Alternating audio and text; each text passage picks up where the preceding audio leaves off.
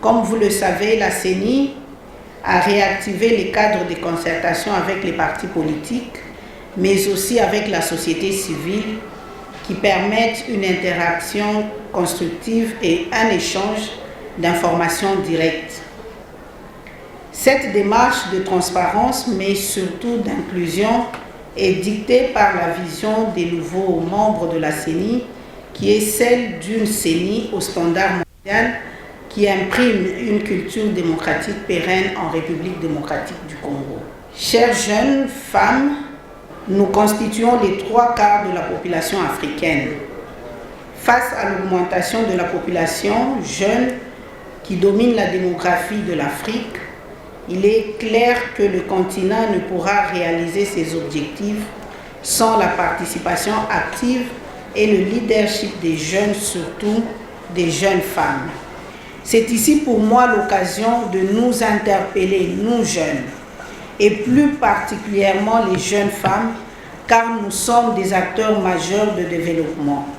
Il est important pour les jeunes d'adhérer à des partis politiques pour contourner le seuil de recevabilité qui est de 60% au niveau national et le seuil de représentativité qui ne favorise pas les candidats indépendants. On ne le dira jamais assez, les jeunes femmes peuvent jouer plusieurs rôles dans un processus électoral. Elles peuvent être électrices, candidates, membres des partis politiques, observatrices, témoins, journalistes et aussi membres, pourquoi pas, membres de la CENI, soit personnel temporaire ou personnel permanent. Je vous encourage à être des candidates afin de briguer des postes au niveau national, provincial et local. Le niveau local devrait plus nous attirer car il y a une multitude de postes à pourvoir et il constitue un terreau pour une démocratie à la base et un développement local dont il faut s'approprier.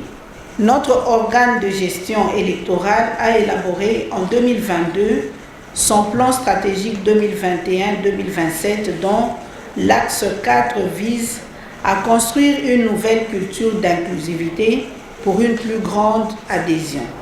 Dans le strict respect de cet axe, la CENI peut contribuer à aider les jeunes candidates à améliorer la représentation générationnelle en leur dispensant une formation professionnelle sur le système électoral de la RDC, faire connaître aux jeunes candidates l'environnement électoral et les innovations introduites dans la loi électorale en 2022, faire connaître aux jeunes candidates les règles et les règlements pour les aider à mieux faire leur campagne électorale et aider à assurer que la perspective des jeunes soit introduite dans le débat politique sur la réforme électorale.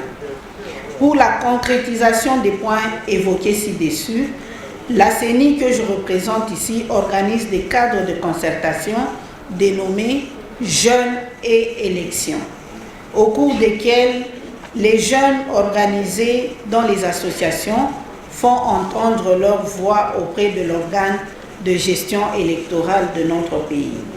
En conclusion, pour une participation effective en politique et dans la prise des décisions est un important moyen de permettre aux jeunes femmes de contribuer au développement de leur communauté et de leur pays.